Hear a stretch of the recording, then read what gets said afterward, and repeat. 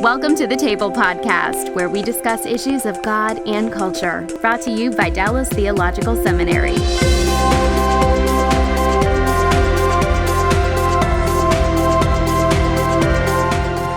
Welcome to the table. We discuss issues of God and culture. I'm Darrell Bock, Executive Director for Cultural Engagement at the Hendricks Center at Dallas Theological Seminary, and we are continuing our discussion on gender dysphoria and understanding and ministering to people who are of mixed gender background, and my guests are Tim Yoder, who is Associate Professor of Systematic Theology here at Dallas Seminary and teaches our course on ethics, and Gary Barnes, who is Professor of Counseling here at Dallas Seminary, has his own family practice as well.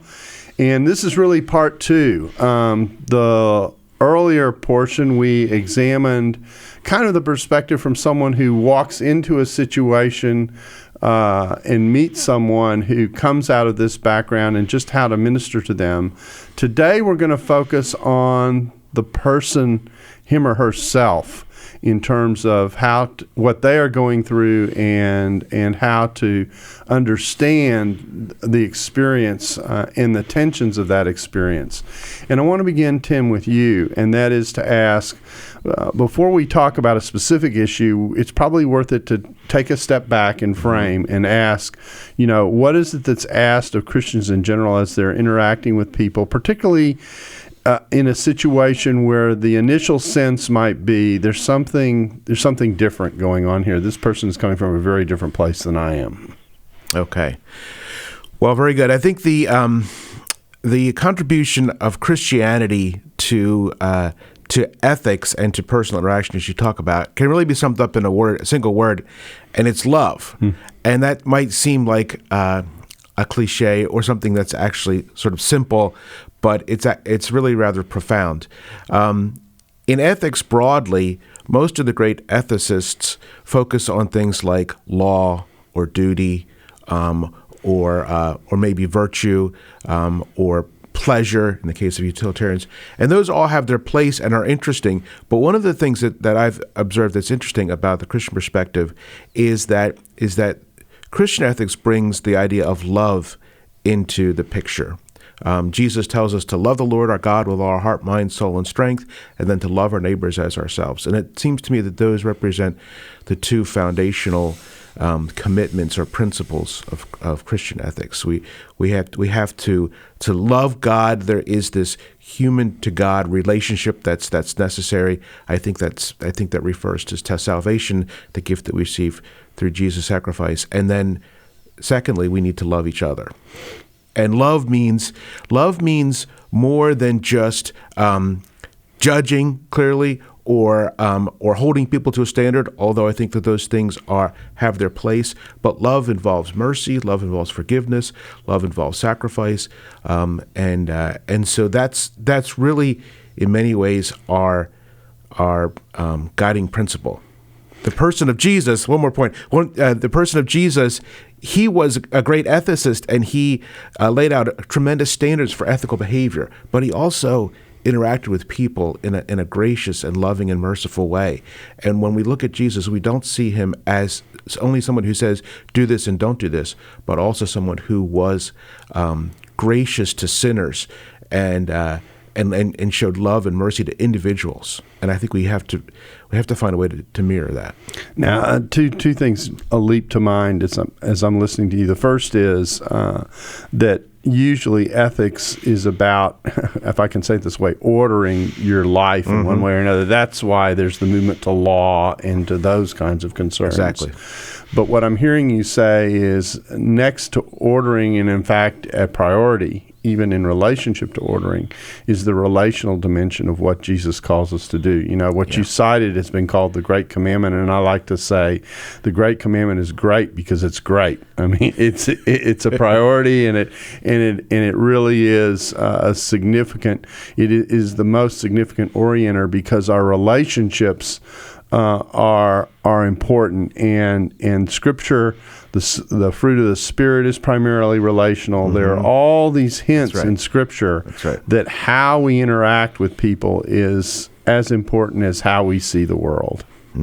To bear one another's burdens, to forgive, to forgive 70 times 7, to weep with those who Which is a lot. It is a lot. It is a lot. Yeah.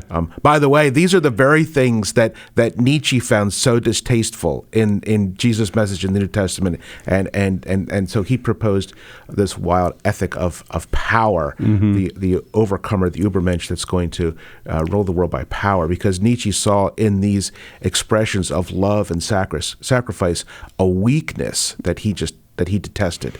Okay, so and just for people who know, Nietzsche is one of the examples of a completely different model of ethical approach to life. That's right, and an anti-Christian at his core in the 19th century. So Gary, we've said in here many times that interacting relationally is really core and one of the most basic things we can do. I think you talk about the Relational Lab. I'll let you develop that a little bit. What do you mean when you use that phrase? You know, the Relational Lab is where we really get the truth. That's where we get to really see how the tire's hitting the road, how it really works out. So I have my theology, but then I have my operational theology. And it's my operational theology that's going to be in action in a relational exchange. And when we talk about this kind of intellectually, we will talk, well, now we're moving to application. But the danger of thinking about it just kind of in that raw, abstract way is that we pull out the very relational elements, or we risk pulling out the relational elements that are really central to making the application. Yeah, we're not really working with the full package when I'm only working with it theoretically or abstractly, see. And in my Relational Lab is where I really get to see what is it that actually drives my responses. So it becomes my relational interactions becomes like a Rorschach ink block that kind of is a projective test that really shows me what's really there. So it's my awareness opportunity. See, I often say when I'm alone, I could be a spiritual legend in my own mind. But in my marriage Relational Lab, that's where the truth really shows itself. And your wife really knows. Yeah. We won't go there. Yeah, that's another. That's a whole nother. That's exactly right. That's all by itself. Exactly. So let's. I'm gonna. I struggle with the terminology at the beginning of this, and the reason is because terminology does matter. So let's talk a little bit about terms. Transgenderism, gender dysphoria, and then whatever else should go in that slot. Why are the terms chosen? Why are those even important? Terms are important because we attach meanings to terms. And we can even have the same terms with different meanings being attached to them. And so we have to be very clear about our terms, and then even go a step beyond to see really what are the particular meanings that are being attached to it. So there's framing that takes place, not just in the term that I use, but even how I see that term functioning. Yes. Yes. So let's go through them one at a time, because I think this is actually an extremely important discussion, because all these terms are getting thrown around today, and people mean all kinds of things by them. So let me start with probably the one that is most popularly used, but may have issues, problematic issues tied to it. The term transgenderism. What's the issue there? So transgender is actually your umbrella term. It's the biggest, broadest term. It's the one that kind of captures most of what people are going to be talking about. But there's actually a big bucket, so there are lots of things that go in it. It's a very big bucket, yes. And so you could say that there's many different ways of expressing gender identity, and what's in interplay here is the expression of gender, which is actually a psychological, social, and cultural aspect of being male or female. Okay. As we're also considering the biological sex. Okay. And so it's the interfacing of these. So we're dealing with multiple angles simultaneously in some ways, in terms of there, on the one hand there's the biology, if I can say it that way, Right. and on the other hand there's the whole issue of orientation and practices, which are I will say generally a little more fluid in terms of how they operate and how people view them. So that when you talk about it being socially a social element to them, some practices that are defined particularly as male or female are culturally defined as opposed to being essential to being male or female. A simple example: we tend to equate nurturing with something that's female as opposed to being male, but actually all people nurture in one way or another. Yes, exactly. And so I think the thing that can maybe be most helpful as a starting point for people is to say, let's talk about biological sex as not being equal to gender. Okay.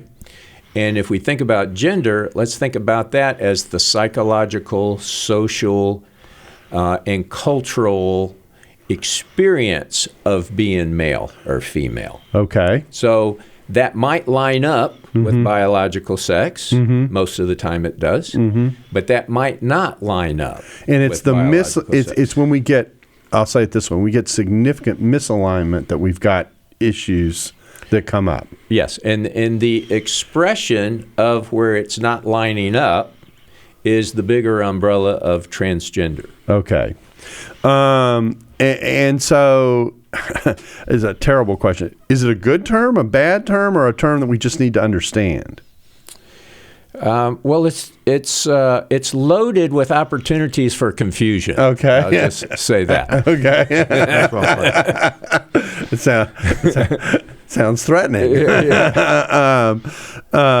Okay. So, and yet it is probably the most popular term in discussing this area. Yes. But the problem is that it actually, rather than being helpful, can actually fog the discussion in one way or another. Is that the point? Depending on the meanings people are attaching to all the terms. All right. Yeah. I mean, I think it's intended to be a relatively neutral, descriptive term, but because it's such a challenging and difficult issue, people hear it and interpret it. They bring their own connotations and ideas to it, and therefore it becomes loaded in the way you're talking about. And so maybe it's not quite as descriptive as it could be because people attach meaning. Nor is it as neutral as it appears to be. Exactly. Yeah. That's the bigger problem. Okay. Yeah. So let me come back to another point that you were making, which is to distinguish between biological condition. I'm working to find words here that are neutral. Biological condition and social practice, and that because for some people biology is everything, or the perception is that biology is everything.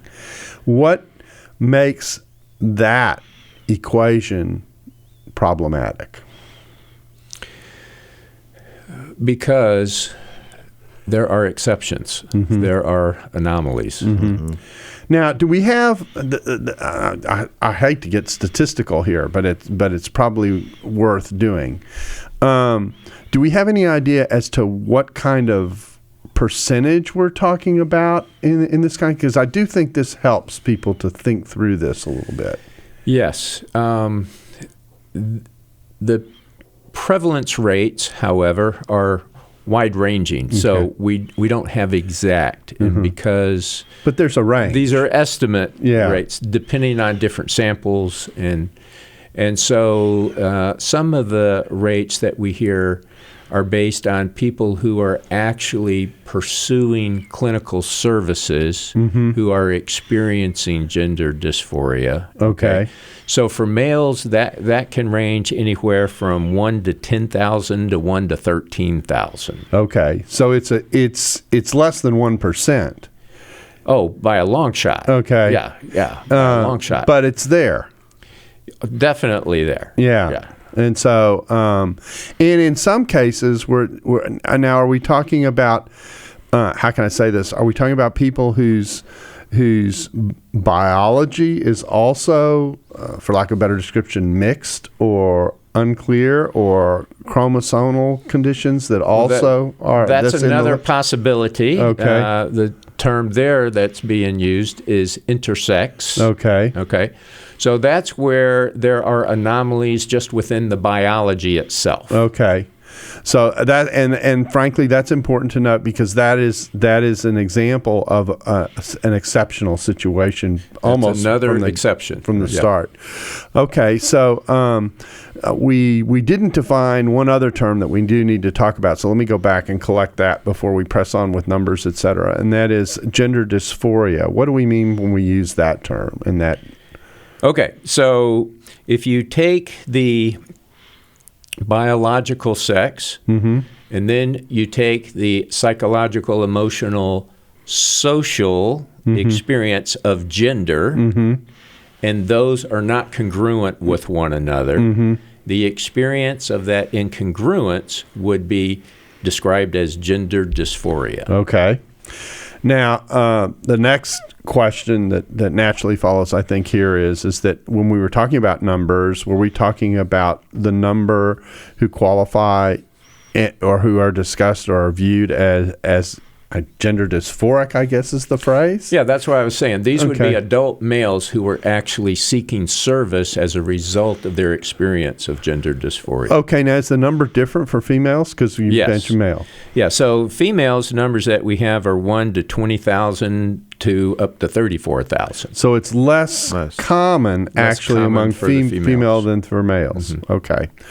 Now, all this is important, obviously, because what it means is that there are people for whom, and we talked about this last time. We talked about we live in a fallen world, and sometimes things aren't as neat and clean as one might think. So what these numbers indicate is I guess is this the big box, if I can say it that way, in that one of the questions that I think is emerging as we talk more about these kinds of situations is that people are pulled in to these conversations who may not have, for example, the biological ambiguities that would be a clear evidence of a mix. And so how does that fit into this equation, that reality?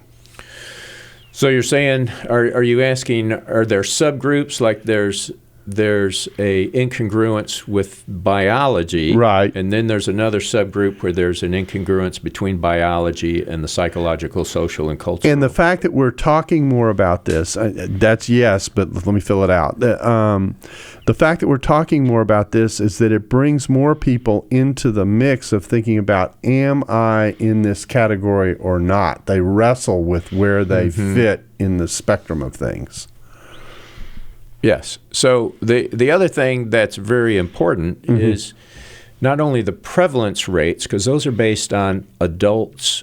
Those numbers were based on adult male and females seeking clinical services. So they're recognizing something and seeking out the need. Yes. Yes. Okay. See, so there's another whole group, and we don't know what the number is, of people who are experiencing a dysphoric experience and incongruence that have not sought services. Okay. So we don't know what those are. And they may be sorting it out either very privately or seeking help from someone who they might know but may not be professionally equipped to do it. How do you know what those numbers exactly are? All right. So here's another complicating factor, too, and this is what we would refer to as persistence rates. Okay. So in other words, if you look in childhood and adolescence, the numbers are going to be much higher because the persistent rates are very low into adulthood. Interesting. And that has to do with just the whole, if I can say it this way, a teenage experience of just determining your own identity and where you fit in the world and all that kind of stuff. Is that what's generating that? It's a process over a long journey. Okay. So because you experience early gender dysphoria does not mean that you know what you're going to be experiencing in adulthood. Okay. Fair enough. Now, there is a reason why I've brought together someone who teaches in theology and someone who teaches in counseling into this conversation, because I do think that sometimes we think these two things kind of run into each other to a certain degree. You know, that the theologian is operating from one angle and is looking at this in one particular way, and the counselor is looking at it from another kind of way, and so they're kind of in conflict with one another. But part of why we have done this the way we have is to show, no, there's potential for real congruence here in how we think about this, interact with it, that there is a theological ground and rationale for thinking about this alongside the practical and relational considerations that are in this. So I turn to my theologian here and ask him the question, tell me what you think you've just heard. Well, I think what we've heard is the effects of sin, right? And how it affects our human nature. And that affects all of us. Exactly. Just in different ways and in different places. Because of the presence of sin, because our natures are fallen, because total depravity is true. Therefore, it's going to show up in our world. We live in a fallen world. The world itself, and how we feel about it. And so we're going to experience these anatomical incongruencies, the intersex condition. That's a part of the fall. We're going to experience differences. Incongruities in how we think, this dysphoria. That's part of our thoughts, our feelings, how we understand it. We're going to go through phases and periods in which we're going to struggle with temptations. We're going to have trials that are present to us, and that's part of what it means to live in a fallen world. And so part of our theology has to be that we have to be ready and expect those sorts of things. It's, there are no perfect people. Where we are, save Jesus, and we are. So we're going to expect these sorts of things, and we have to be prepared to deal with them. Okay, yeah. So that sounds rather challenging. Well, it is, and so let's think about. So we've got this group. It's not a large group, but it's a real group. Very real. Yeah. Very real. So let's talk about... Not so large as the media might lead us to believe it is, but nevertheless, very real. Okay. And of course, now let's deal with the way in which society in general can contribute to the disconnect, if I can say it that way. Very good. Let's go there. Yeah. So what I'd like to go back to what you were saying earlier, Darrell, about bringing a theologian and a psychologist together at the table. And the reason that I'm so excited about us being able to do that is because of the unity of truth concept. Right. All truth is God's truth. Right. Exactly. See? Now, that being said, I really want to agree with Tim that we are living in a broken, fallen world as broken people. And so there's good theologians and bad theologians, and good counselors and bad counselors. Okay. And good men and good women. Right. And bad men and bad women. But there's really good and bad in all of us. Right. That's right. There's not like those are the good guys and these are the bad guys. And we need to also be careful that we don't, I can say it this way, declassify sin in such a way that there are these sins over here that are really a problem and these other sins over here that we don't need to think very much about. Right. But when it comes down to when we're talking about the topic of the day, what we don't want to jump to the conclusion of is that every problem is a result of a personal sin choice. Right. Exactly. Just like if I have a heart arrhythmia, that's a problem. Right. But that's not necessarily a result of a personal sin choice. You didn't choose to have arrhythmia. In my particular case, I would say no. I mean, I wouldn't say there's somebody who couldn't figure out a way to choose that by their lifestyle. Right. But what we're wanting to say is you don't want to make the conclusion in every case that this is about a personal sin choice. Right. So, and part of the reason for being sensitive about that is because, and we alluded to this, but I don't think we brought it out explicitly, and that is one of the things that we're after in actually talking about this in this way is before you can engage well and even make an assessment about how you're interacting with people, you've got to kind of understand exactly what it is that you are dealing with. And the way, and this brings us back to the societal question, the way in which society tends to handle this area doesn't always necessarily lead to understanding about what is actually going on, particularly for the person who finds themselves in this condition. And I would say not only is that true, but also an overall average organized church response can also be misguided and misdirected. Because the way in which the society at large sees things, or even the way some people talk about this theologically, may not actually line up with everything that we know, both on the theological and on the counseling side. Right. Just because we have a conflict of truth claims doesn't mean the theological truth claim always wins automatically. Right. And in fact, oftentimes you have to work towards the theological truth claim as opposed to simply assuming ideally it's just going to drop into place. Right.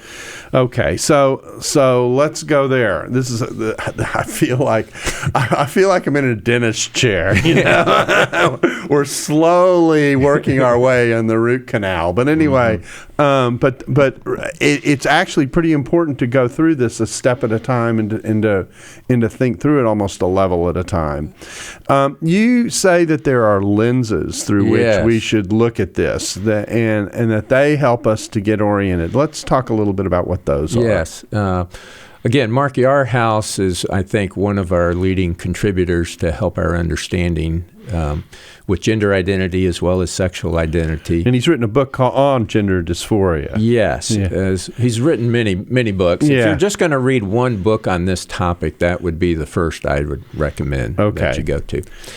In that particular book, he does identify the three lenses that we don't tend to look through all three lenses. We tend to be one lens oriented. People. Yes. Right. And so the first lens that he identifies is the more traditional church lens, and that could be referred to as the integrity lens. And so the very importance of that from a theological perspective, and we can have more conversation about this, is it's really identifying the theological significance of the binary model of male and female. Okay, so and by the binary model of male and female, that lens often is almost exclusively seen that biology matches gender. Is that part of what comes with that? Yes, that there is such a thing as maleness, where everything's congruent, and there is such a thing as femaleness, where everything's congruent. And that's very important, especially as you consider being created in the image of God as male and as female. And I take it that the tension in that is that really, rather than thinking about two clean boxes, I'm trying to use visual imagery, what we really are dealing with is a kind of a spectrum of things. And once you put the social, cultural things as a layer on top of whatever the raw biology is, you actually don't have two boxes anymore. Well, you can hold on to the two-box view. That's what the integrity model is, right? Yeah, it's holding on to those two boxes. But I'm trying to actually push on it a little bit. Yeah, but you're going to run into some problems. Yeah, with that. I think that's right. And so when you get this, the point is, when you get to the point of incongruence, even at the level of biology, all of a sudden your boxes don't fit. You got a problem. Yeah. So what you're suggesting is that, and I think the backdrop to this, given the numbers that we have, is that, to a degree, the two boxes in most cases, work. Yes. Sure. But in a few, but therefore significant cases, it doesn't. And then what do you do with And that? then what do you do with that? Right. That's where we are. Okay, so that's the integrity lens. Okay, and I can count. So we got 2 left. Okay, so if you go to the response to the integrity lens, as people are dealing with real people Right. that aren't in the 2-box experience, Okay. they're saying, no, it's really not a 2-box model at all. Mm-hmm. It's really a diversity model. Mm-hmm. And so there's a full continuum, and anything from one to the other and everything in the middle is all to be celebrated. Okay, so this is the opposite of the integrity This is going lens. to the other. Okay, Yes. all right, okay. And so you could have people in the diversity model that would have a theological model that they're working from. And then you also have people in the diversity model that would not be working at all from a theological model. Okay. But the thing they would share in common is that these are all valid differences, and they're all to be celebrated equally. Yes. Okay. And the more radical of those in that model want to deconstruct the whole notion of gender altogether and say, maybe there should be a third. There are or no middle, boxes at or all. fluidity, Yeah. right? And yes, exactly. Yeah. Now, not everybody will go that far and be that radical, but that's certainly a part of the diversity model. And again, what we're dealing with here, and I think this is important, is that we've got layers going on in these discussions, almost every level that we're talking about it. Yes. And the tendency to generalize, which often happens in these conversations, inevitably washes out some of these differences, which actually are important pieces of the conversation. Yeah. Yes. Regardless of what you think of them, they're there and have to be dealt with. That's right. And so in that sense, it's important. Okay, so that's the diversity model. So we've got so I've got the 2-box group over here and the diversity, anything's okay group over here. Okay, so that's 2. That leaves us the third lens. That's right. And so this is the lens that I prefer to use the label of anomaly, the anomaly lens. Okay. And so what the anomaly position does is it holds true to the binary understanding of the sacredness, theologically speaking, significance of male and female as image bearers of God. Okay. And so at the same time, though, it's saying because we do now have a broken, fallen world where the whole world groans under sin, there are things that are outside of the design. There's things that don't match up. There's inconsistencies. There's incongruencies. And that happens in all kinds of different areas. Right. And it also happens in the area of maleness and femaleness. Okay. And it happens within the biology itself. There's incongruences. It also happens in the biological sex and the gender dysphoria. And so that's all a part of the real experience this side of Genesis 3. Okay, so boiling that all down, it's taken us about a half an hour to get here, but we're plowing through. What this means is that there is a percentage of the population that I meet that are the anomaly, for lack of a better description, and they require, I'm going to say, a certain kind of sensitive care that generally most of us aren't equipped to, in one sense, aren't equipped to give, because we just the whole thing about it is awkward and kind of off kilter. Yes. So what tends to happen on autopilot, if I've been involved with this for quite some time now, and so I've seen patterns. Okay. If you look at people that are rigidly holding to the integrity model, and there's good motivations for that. You don't want to quickly, easily compromise a sacred theological significance. And the model is appropriate in almost in a significant number of cases. That's right. Okay. Yeah. So there's good motivation about let's not compromise something that's so important. Right. But at the same time, out of this good motivation, you can actually have a negative impact.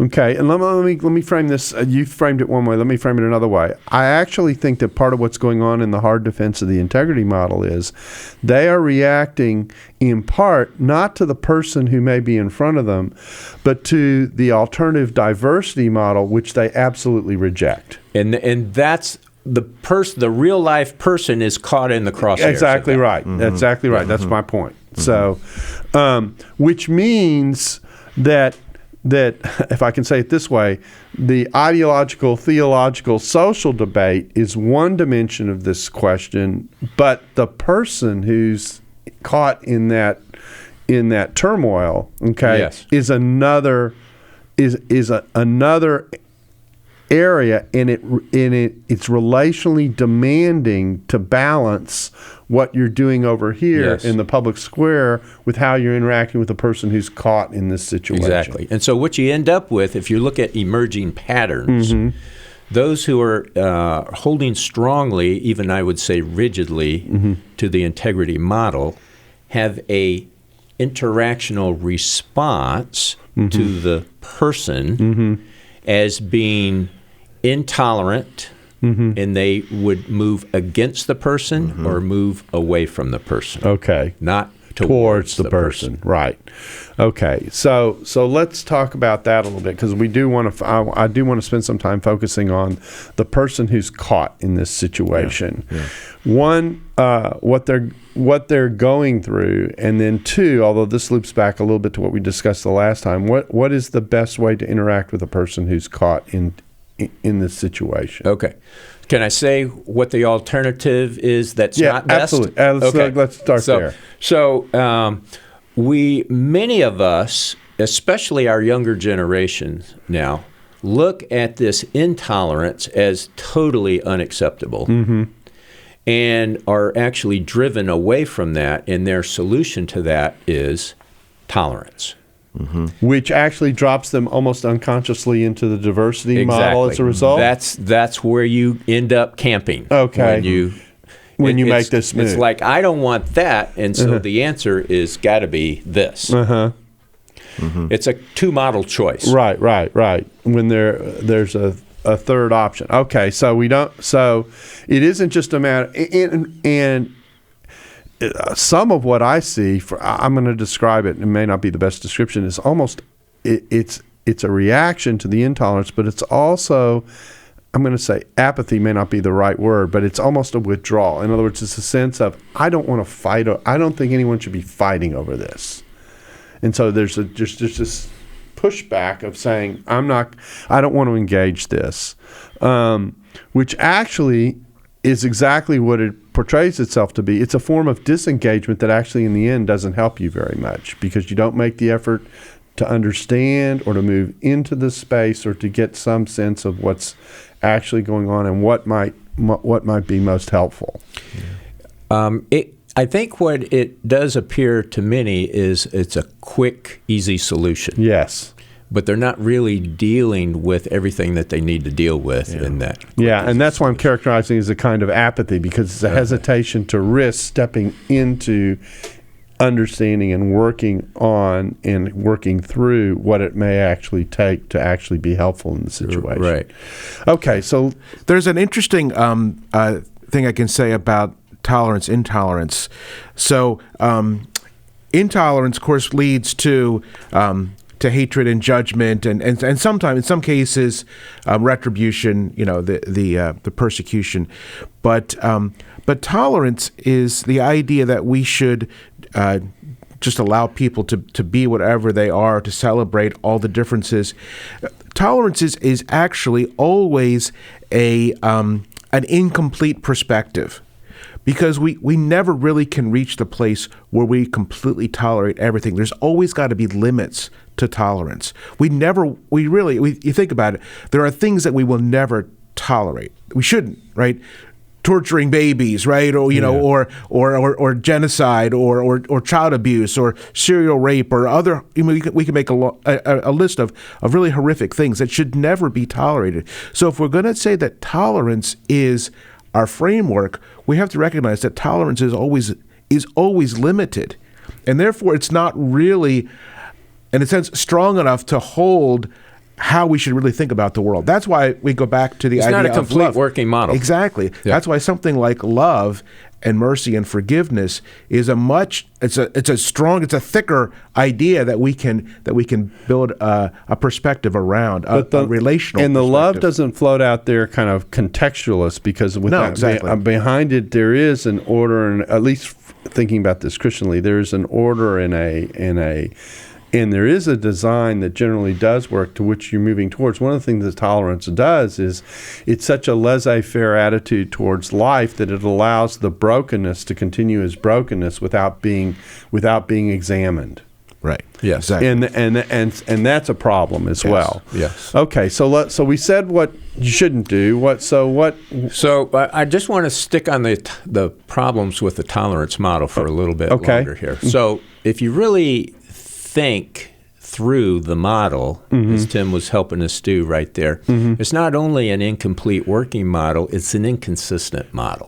See, because really tolerance is a sneaky intolerant position. Right. And so the tolerance says there's no room for truth. There's no absolute truth. Right. But then that becomes their absolute truth. Right. Exactly. See? And so it's an inconsistent model. Right. So the only thing it can't tolerate are those that hold to the standards, which can look like a kind of intolerance. And so you're right. So it's another reason why it's incomplete. And so in the three lens model, the reason that the diversity model is also not working is because it doesn't allow for the significant theological truth of male and female. That's right. And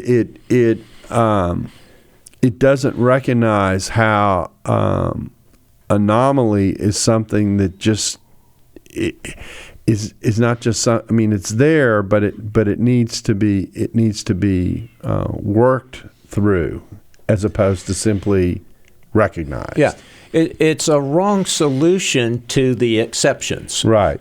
Yeah. So, and actually we see this because we see in certain conversations that come into this area, this is another point about inconsistency. Well, we ought to celebrate the whole variety of what's there, but if you step in the midst of that variety and say, well, I'm not sure, there's something we ought to think about here, all of a sudden you're shoved off to the side and marginalized. So it's no longer tolerated. Yeah. That's excluded. That's exactly right. Yeah. So that's the inconsistency. Okay. So finally, we get to the person themselves, and one, what are they going through because they experience all this turmoil, not only internally, but they also experience the turmoil that's going on around them about who they are, which has got to be tremendously challenging to go through. Real. It's very real.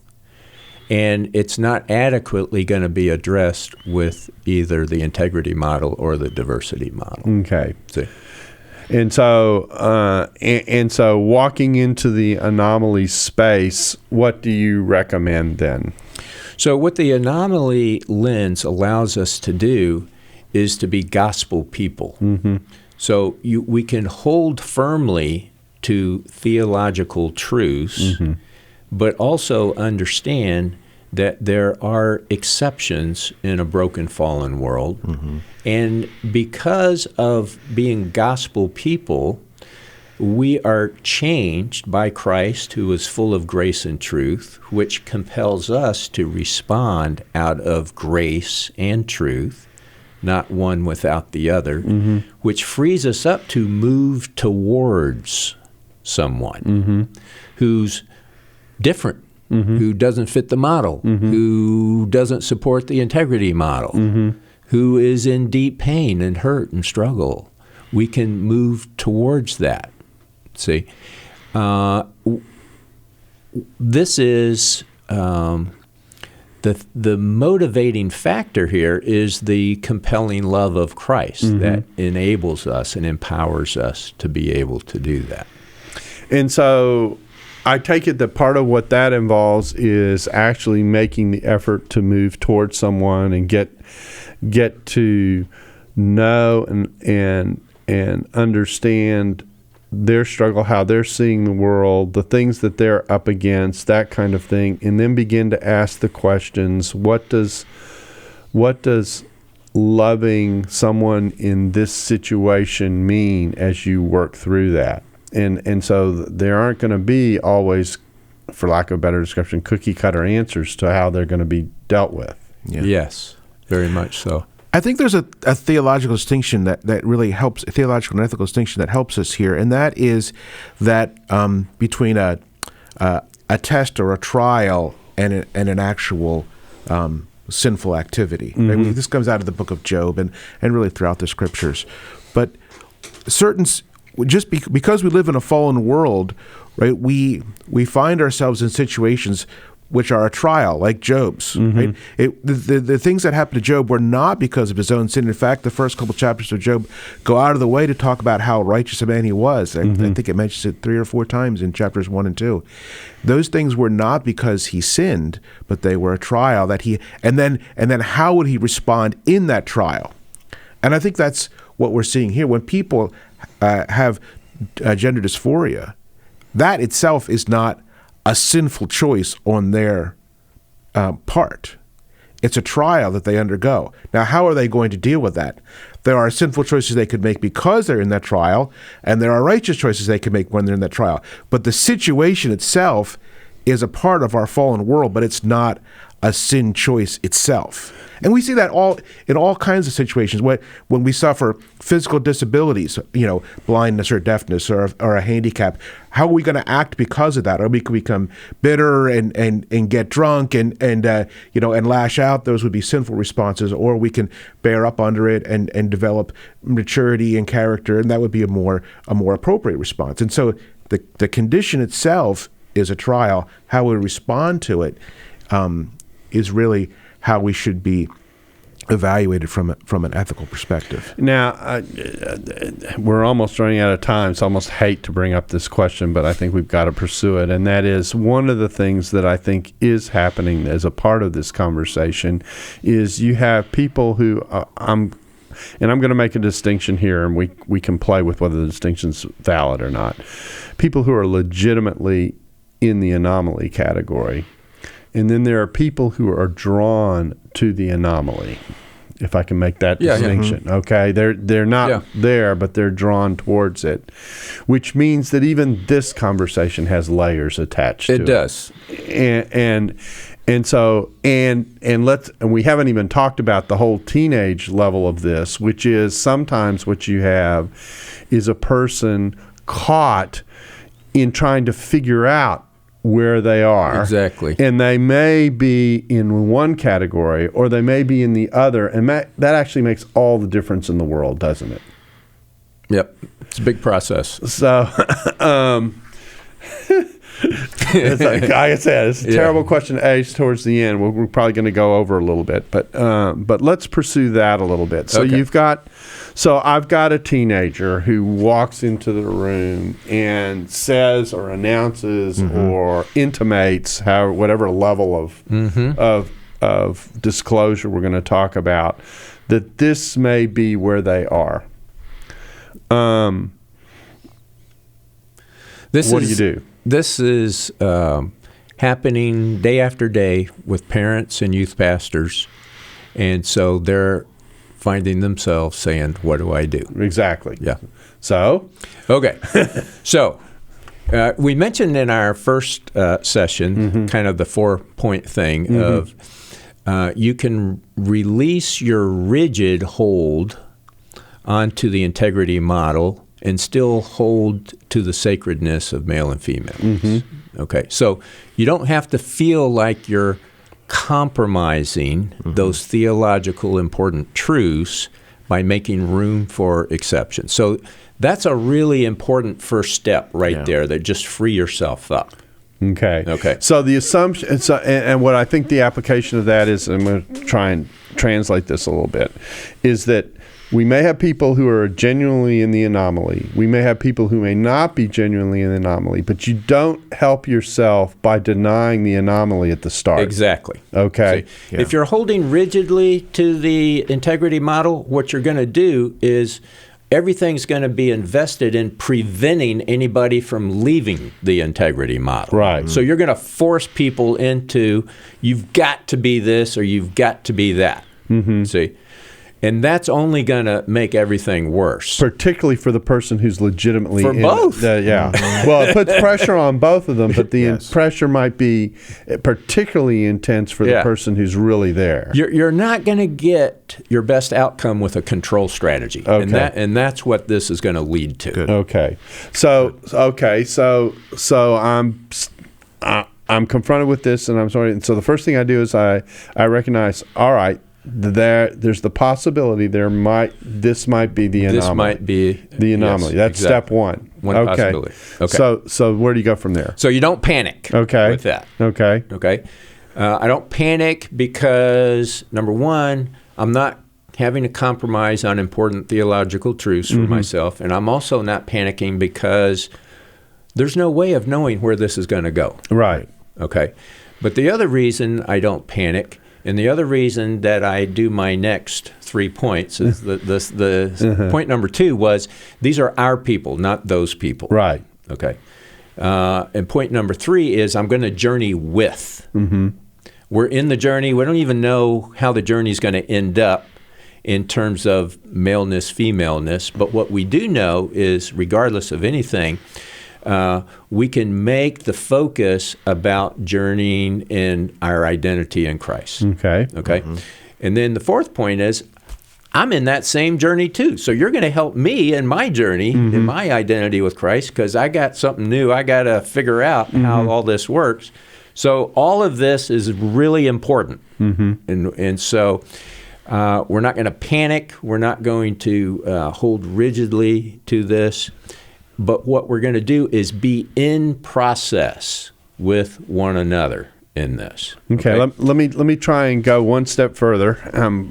We're just going to keep going because we need to play this out. Bad, because I'm going to generalize. So you might, in the midst of the journey, discover there really is an anomaly. This is an anomalous situation. That's going to create one set of responses. Right. In the midst of the journey, you might actually determine that, no, there's not really an anomaly. There's just been some, for lack of a better description, confusion in terms of what's going on.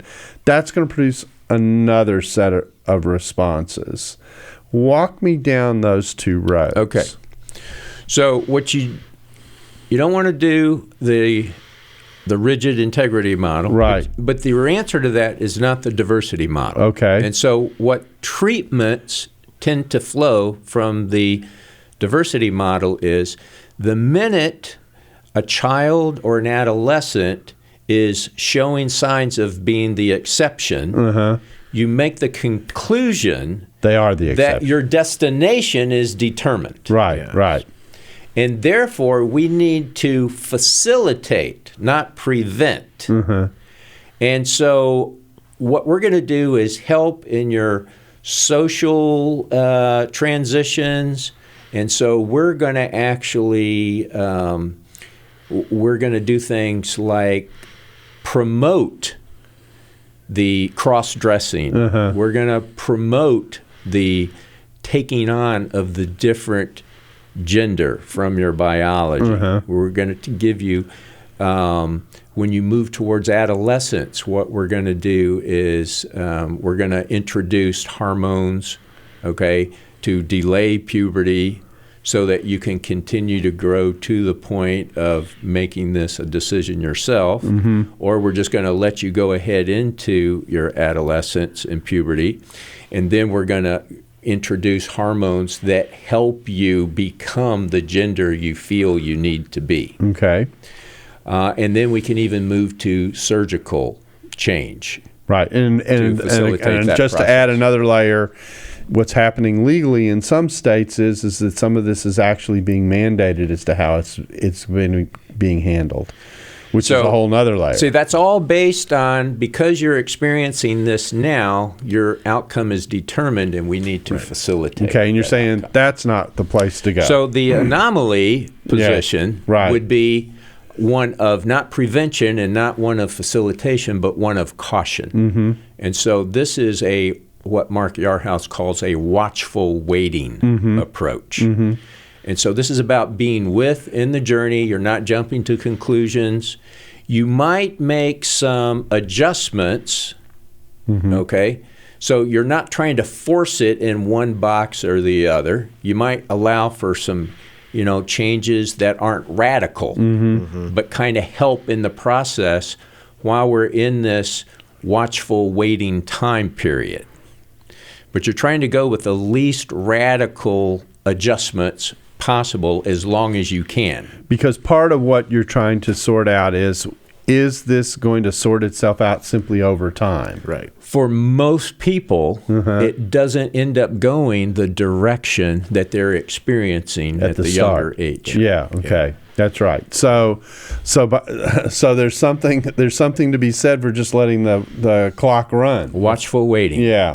But it's not in isolation. It's with. Right. See? Right. That's and good. And you're putting your emphasis on the identity in Christ, that no matter where it's going to go, that's what you're going to need anyway. Right.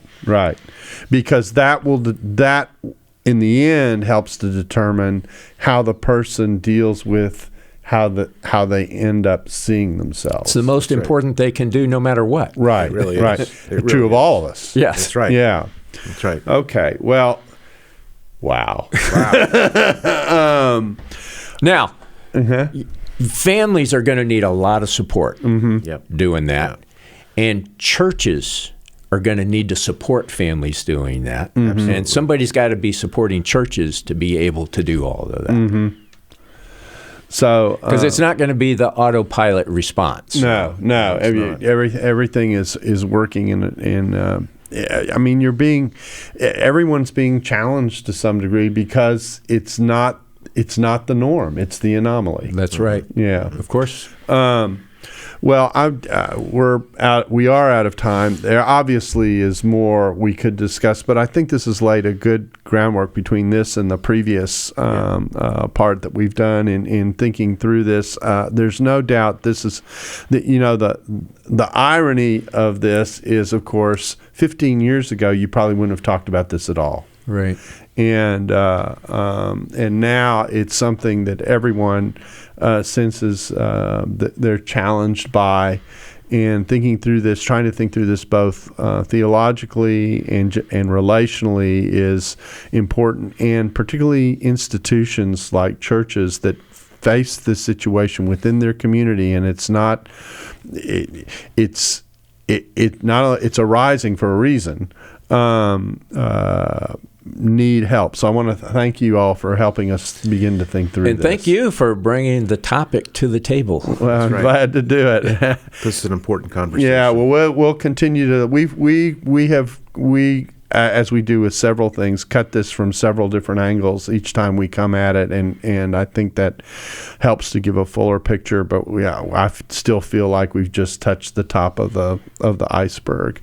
I want to thank you for joining us on the table. We hope this has been helpful. And if you have topics that you would like for us to consider, you can contact us at the table at dts.edu, and we will take them under consideration. We are a desire to be responsive to you as an audience, and we thank you for being a part of the table and hope you'll join us again soon.